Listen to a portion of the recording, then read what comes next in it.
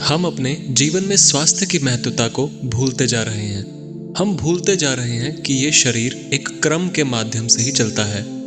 हम अपने जीवन में धन को तो महत्व देते हैं, लेकिन इस दुर्लभ शरीर को भूल जाते हैं, जिससे कि अनेक प्रकार की बीमारियों और पीड़ाओं का हमें सामना करना पड़ता है।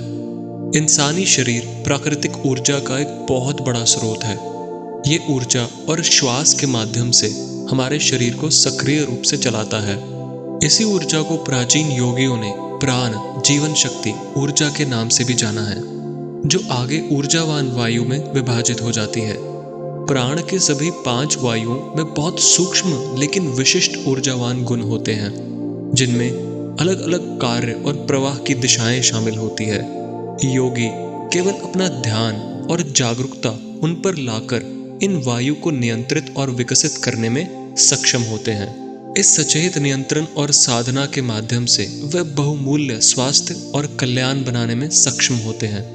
संस्कृत शब्द वायु का अनुवाद हवा के रूप में किया जाता है, जिसका मतलब ये है जो बहती रहती है।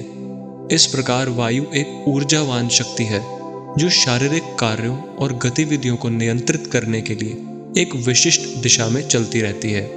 प्राचीन योगियों ने शरीर में 49 विभिन्न प्रकार के वायु पाए हैं। इनमें से 5 मुख्य वायु हैं, जिन्हें पंचवायु भी कहा जाता है, जिन्हें योग विज्ञान में प्राण वायु, अपान वायु, समान वायु, उद्दान वायु और व्यान वायु कहा जाता है।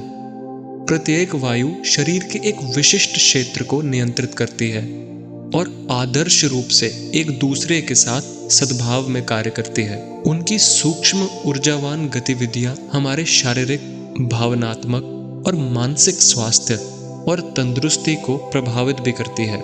यदि एक वायु असंतुलित हो जाती है, तो यह शरीर की संपूर्ण ऊर्जावान प्रणाली को अस्त व्यस्त कर देती है और इसके स्थान से जुड़े अंगों को नकारात्मक रूप से प्रभावित भी करती है।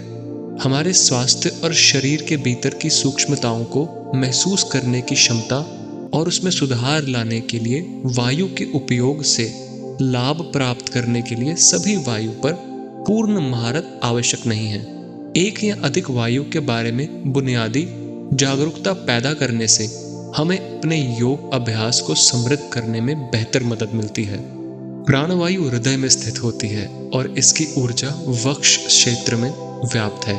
प्राण वायु का अनुवाद आगे बढ़ने वाली वायु के रूप में भी किया जाता है और इसका प्रवाह अंदर और ऊपर की ओर होता है।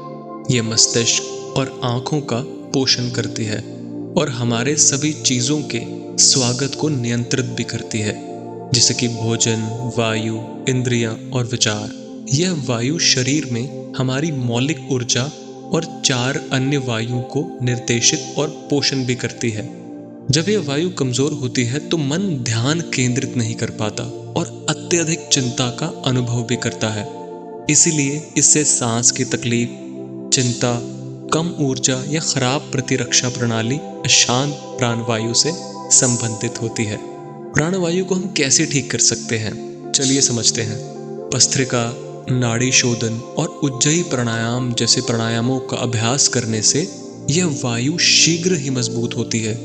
इसमें से कुछ मुद्राएं हैं, जैसे कि धनुष मुद्रा, नर्तक मुद्रा।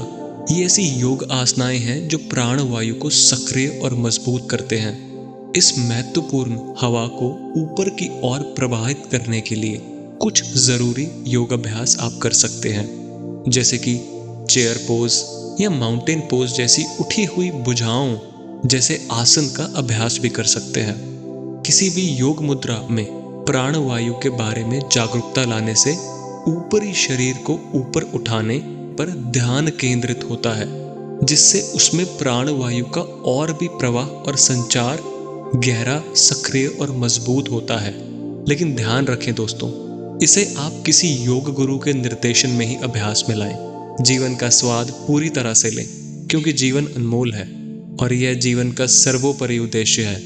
अपने भीतर की शक्ति और सामर्थ्य को पहचानें। जीवन अपने आप नई राह खुद ही दिखाता रहेगा। धन्यवाद।